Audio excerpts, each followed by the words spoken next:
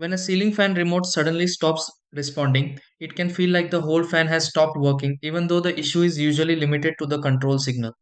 With the Harbor Breeze ceiling fan remote, this problem is often caused by simple things like weak batteries, signal mismatch, or receiver issues inside the fan.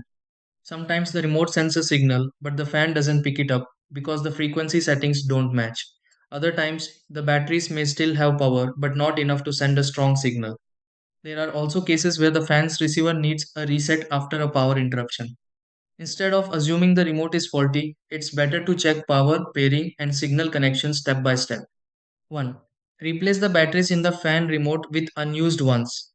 2. Turn off power to the fan from the wall switch or breaker. 3.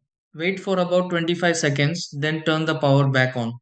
4. Check and match the dip switch settings inside the remote and fan. 5. Test the remote from a close distance to ensure signal reach. 6. Try using another remote if available to confirm if the issue is with the receiver.